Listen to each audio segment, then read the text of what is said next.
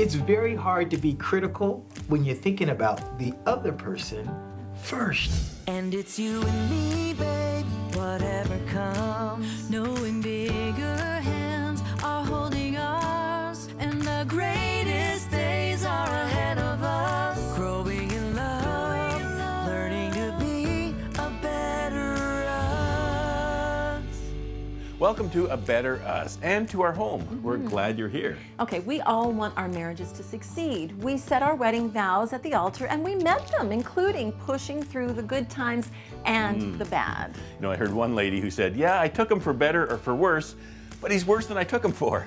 Uh-oh. But success in marriage means doing the right things. Even when our feelings may say otherwise. That's right. One of the world's foremost marriage researchers came up with a list of behaviors that he calls the 4 horsemen of the apocalypse. Meaning that if these are consistently exhibited in your marriage, the end is near. Well, in today's program, we hear from Dr. Mike on the beach, and he's going to talk about 2 of these 4 horsemen, criticism and defensiveness. As usual, our kitchen couples will weigh in on these topics. There's CFL football great Mike Pinball Clemens and his wife Diane. And newlyweds, Eric and Kara Maines, who are youth pastors and children's pastors. So stick around because we're about to get started.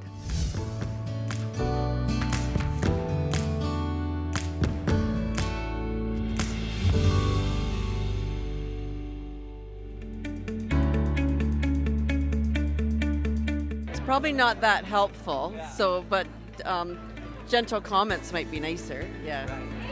I guess it depends whether it's constructive or a negative criticism.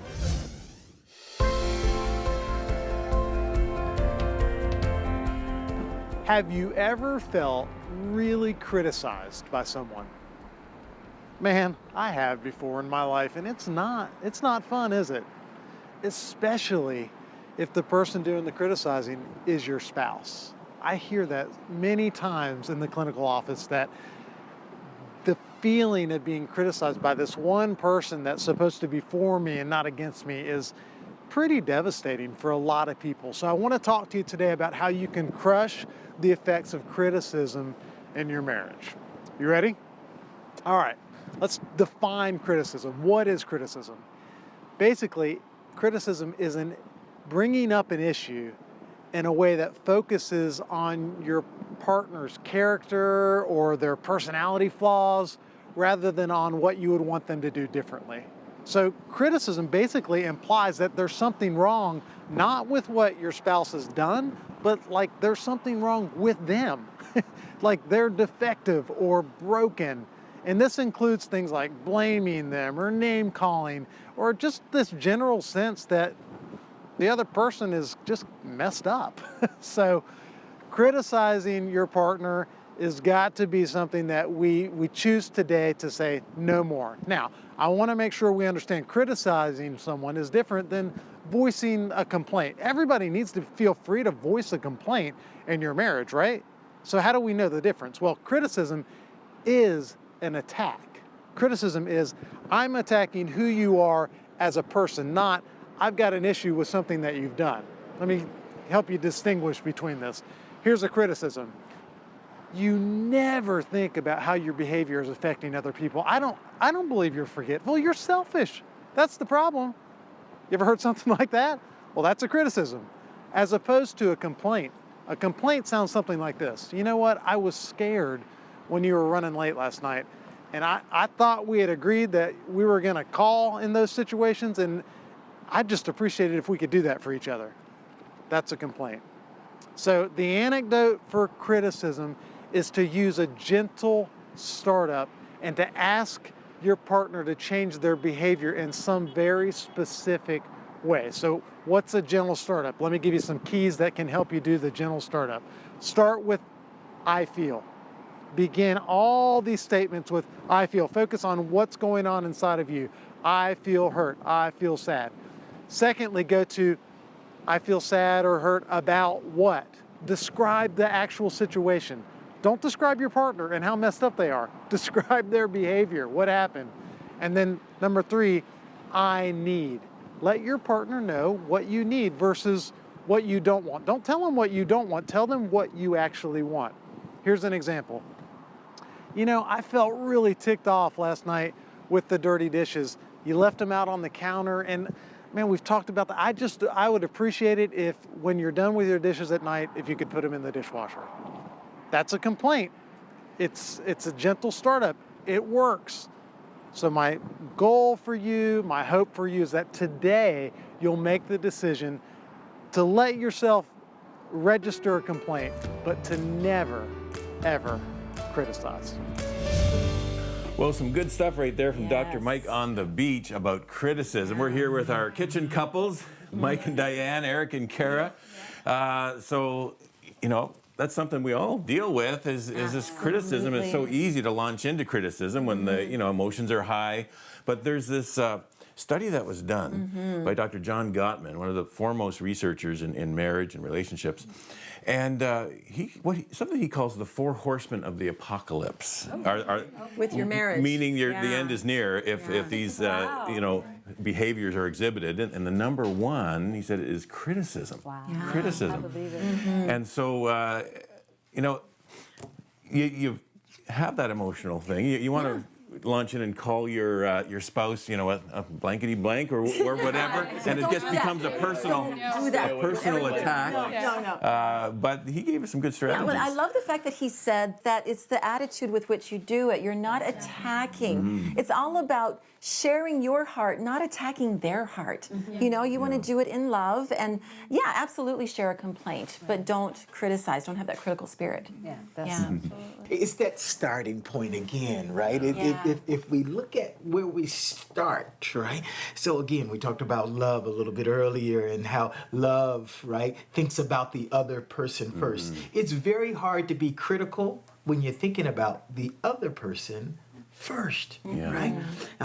In Hebrews, it tells us to encourage each other to love and good deeds, right? And so as we think about this and we practice, if we could sort of shift the beginning, we need to talk about this criticism and all that and working this through. But if we could learn to start in a different place, right? And start in that place of love, it really helps us to stay away from a lot of the things that we're talking But like about Ron was saying, sometimes in the heat of the moment, something happens, and it's hard to say, okay, I got to start in a place of love, because it's right there. Well, It's right there. the emotions are up here, but sometimes you just need to step back, say, well, okay, hold on, and you gather your thoughts. Maybe even send a prayer up and say, Lord, I don't want to start this wrong, and you can start at a level that's going to Take a breath. Even though it's right there, you take that deep breath, sends it right back. Oh, there you go. Ready? Just gotta think about that motivation, about that Just love. walk away. I know I have to do that sometimes. away. You have to just step away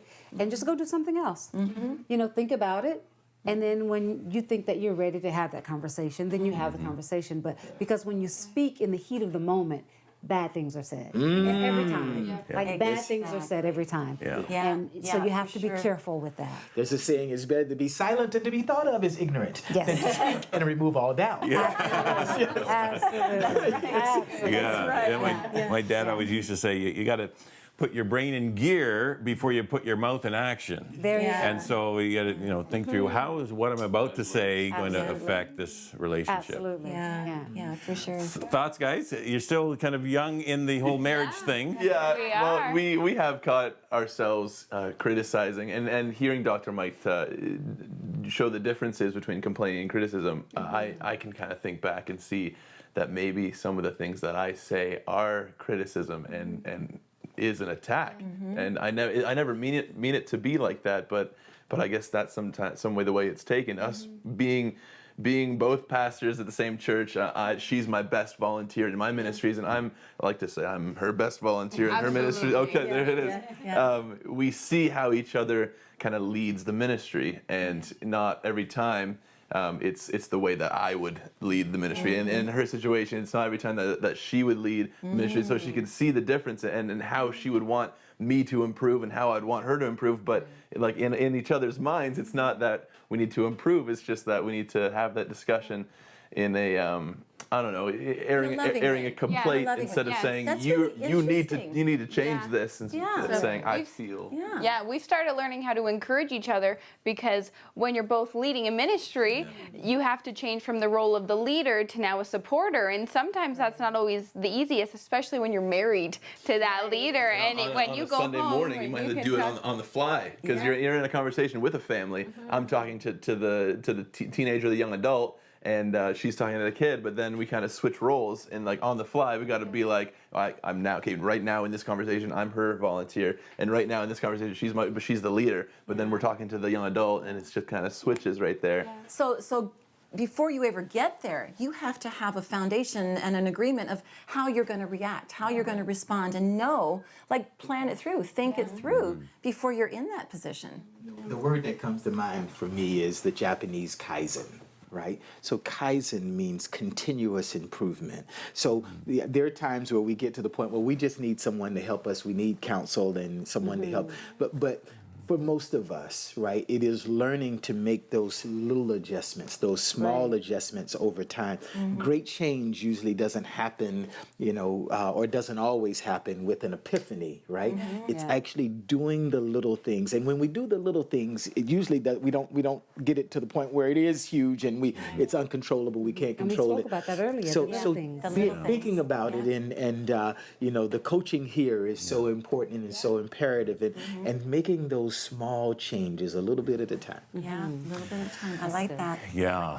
And so, and I like what he said, that it needs to be a safe place. The marriage has to be a safe place to even bring up, a complaint. Different than a criticism, but a complaint, just to share a concern, and that's important as well. Now, we're going to be back at the beach in a little bit with Dr. Mike again, and he's going to actually tackle another one of these 4 horsemen of the apocalypse called defensiveness, and that's coming up. So stay with us. Stay with us. You're creating a spot where they need to defend themselves, when you are the one that protects them. You are the one that defends them, but now you're creating for them to actually defend against you.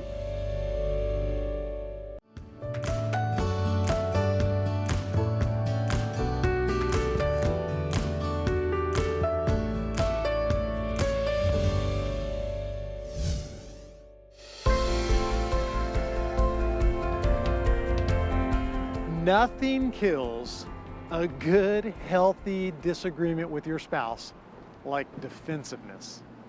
Defensiveness is an attempt to basically protect yourself and ward off what feels like an attack by your wife or by your husband.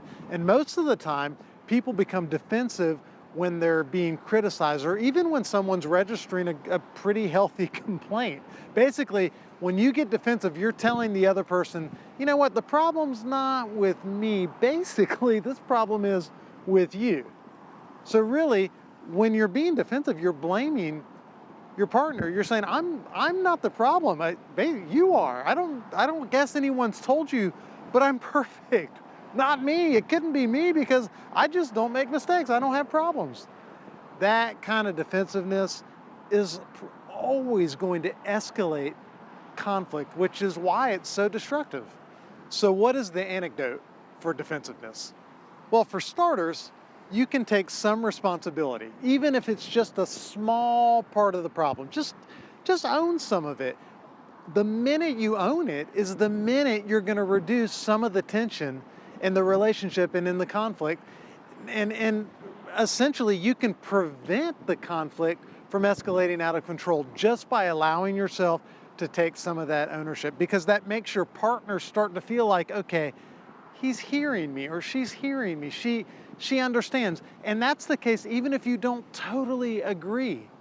It's important that you allow them to recognize he's with me, she's with me, and they've got ears to hear. So here's how defensiveness looks in operation. Your spouse complains that you lose track of time and that you're late all the time. You say something like this if you're defensive. You know what? You're just too uptight. I've got a lot going on in my little head. Just relax. You're the one who was late last night anyways. That's pretty classic defensive. I've pulled that one out many times myself. Another times, people can be almost in the victim mentality when you're being defensive, and that sounds like this. Well, I wasn't late on purpose, and you're always picking on me, and I can't do anything right for you.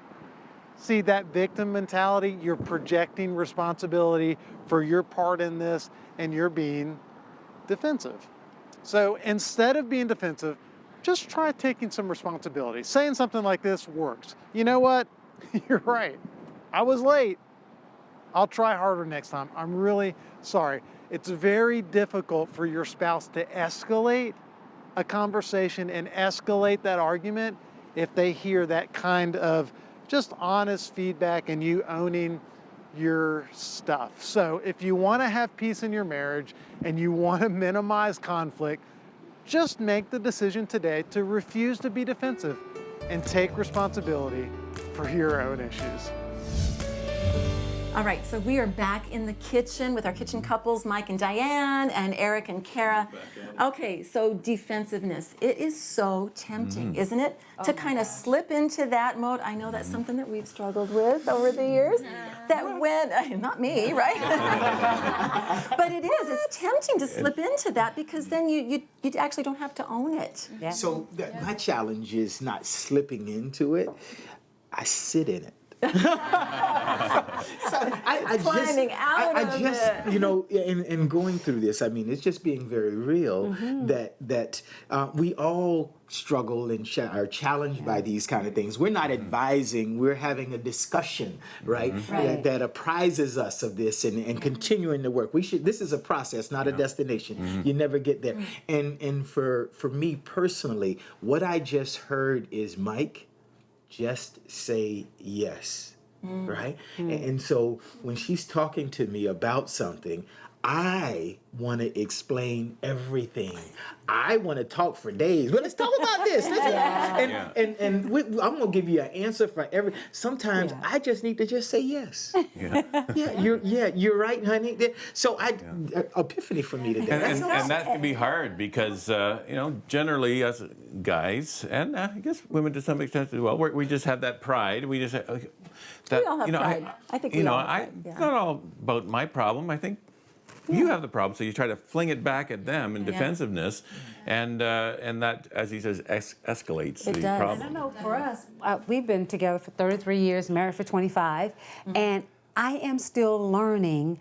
The big thing with me, I'm not a very confrontational person. I don't like arguments. I hear you. That's just not, I don't like that stuff, right? So when we do have our moments, I've had to learn, and still learning, that my words, because I'm one that would say, well, you always.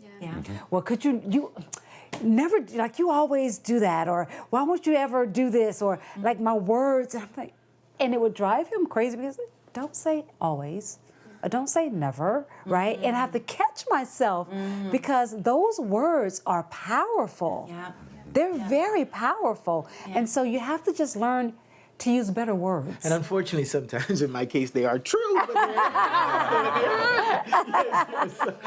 well, the more newlyweds over here probably never use always. Absolutely not. We would never. But I find too an importance when fighting fair or going into a discussion is realizing that you might not always be right, because sometimes I feel when we go into arguments, if you go in with the mindset that you're right and your opinion is right and he is wrong in this decision and this discussion, have that feeling like I'm right, so we're gonna butt heads, and we create this battle that we never intended to, because like if they're on the defense, that means someone's on the offense and someone's on the attack there. That's right. And this is supposed to be safe, so going in with an open mindset of, you know what, we need to discuss this, we need to talk about it, instead of going in with, you always do this, you never pick up your with socks. those absolutes that you were talking about, just you're creating a spot where they need to defend themselves when you are the one that protects them.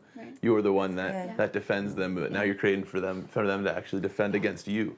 Oh, I've heard it said that at the end of a argument, if there seems to be a clear winner and a loser, actually you're both losers. You both lost because it affects the relationship. Yeah. And so I love that. it's got to be that win-win, because that means the relationship has been strengthened through it. And you see conflict and an argument even as a grounds for growing and learning more about each other and say, okay, well, you see it that way. Okay, well, you have to trust that perspective is real for her. Even though I might not agree with it, but it's real for her. So and I love her, so I want to try to understand her perspective and let's get a win-win. When you do have some kind of a conflict and one of you gets defensive, really what you need is to know that the other person gets it. Whatever it is I'm trying to share with you, if you get defensive immediately, you're telling me, I don't get what you're trying to say. I just don't get it. But I need to know that you get it. So if you kind of take the step back and like Kara said, you enter into it not thinking, well, I'm right. I'm just going to wait for her to stop talking so I can let her know that it's all about her or whatever, vice versa. Then if you take a step back, then you're actually saying to your spouse, okay, I get it. I validate your point. What you're saying there is important and it makes sense. And okay, so I'm going to own some of this here. Right. I think it's important. Yes, I got that. Okay,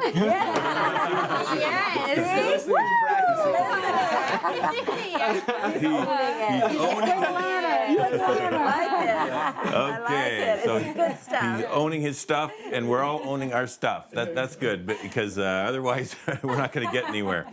So, great discussion, guys. Yeah, were you going to say something else? I know. I saw you. I wanted to mention sometimes when we're in an argument or a fight, we've done it maybe once, and we want to continue doing this, where we kind of stop, we think, and be like, you know what, we haven't allowed God to be in the center of our relationship in a while. Maybe it's been a few days since we did our devotions together. Maybe it's been a week or a few weeks, maybe at some times. And we need to put God back in the middle, because if we add God to our relationship, God is love. Yeah. And you'll just be adding some more love into your relationship. I like that. We want to do a future show, guys, on praying together as a couple. So we're going to talk about that, the importance of that. So that's so good.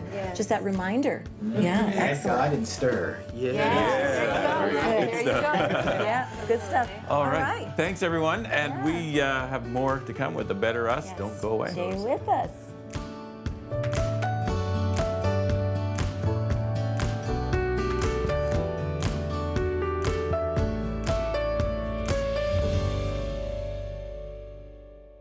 Hey friends, Ron and Ann here. We're so glad you're with us at A Better Us, and we pray your marriage is blessed as you take this in.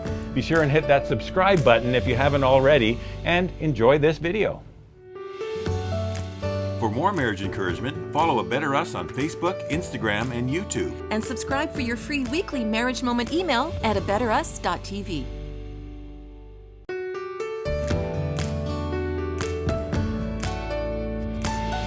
If you're looking for a practical way to turn your criticism into complaints, because complaints aren't bad for a marriage, right? No, but criticisms are damaging. We have a little kind of formula that helps us. It's called the XYZ formula, and it goes like this. In situation X, when you do Y, I feel Z. In situation X, when you do Y, I feel Z. Yeah, it's just a simple framework that protects you from a critical comment. When we're driving down the road, and you turn the radio station without asking me first, I kind of feel like you're ignoring me. In situation X, when you do Y, I feel Z. That's very different than saying, who made you king of the radio, right? Yeah, so that doesn't feel good if I get that comment. But it is amazing when you get a complaint, you're open to it. And you can remember this in the heat of the moment, right? Because it's so simple, X, Y, Z.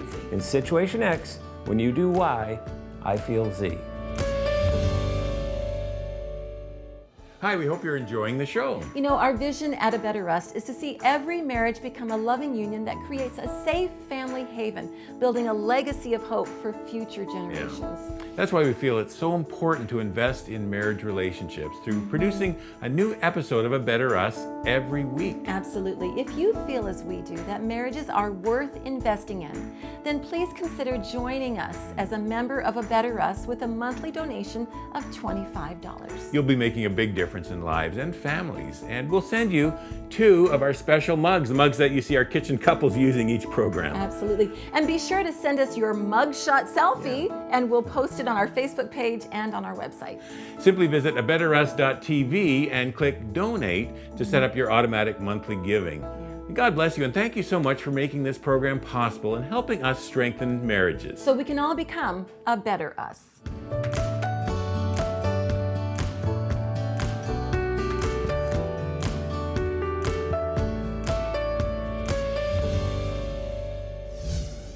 To have a great relationship, learn what those in great relationships do differently.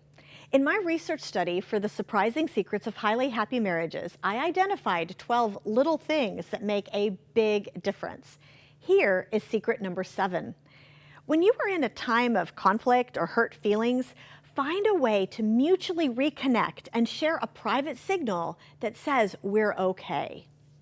In any close relationship, but especially a marriage, it turns out that how you end a fight is just as important as trying to do things to avoid one. After all, some disagreements are inevitable and even necessary. And because we're all human, sometimes we get upset or frustrated and we're really not liking each other all that much right then.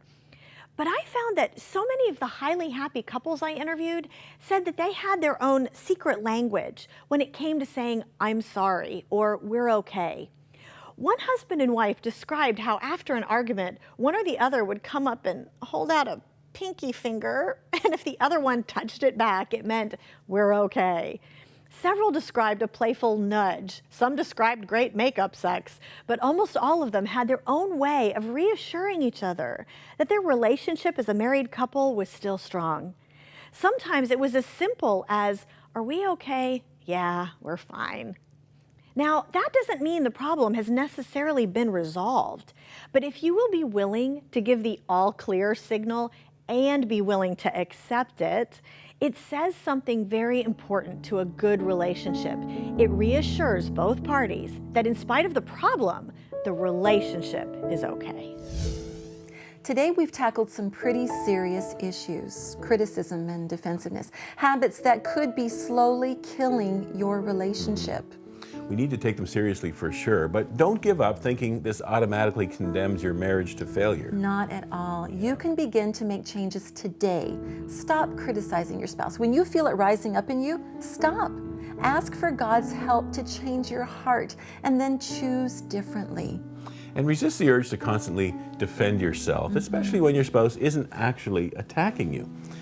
Own your part of the situation and steer the conversation toward a peaceful tone. Absolutely. No marriage is perfect. We all need to honestly assess our part in the problem, drop our pride, and work hard for a better us. Yeah. If you'd like someone to pray for you and for your marriage, our prayer line is on the screen. It's available 24/7 and it's there for you. We also have some great resources available through our website, abetterus.tv. Including a free weekly marriage moment email to give you practical tips and encouragement for your relationship. Thanks again for stopping by. And remember, with God, there is always hope to become a better us.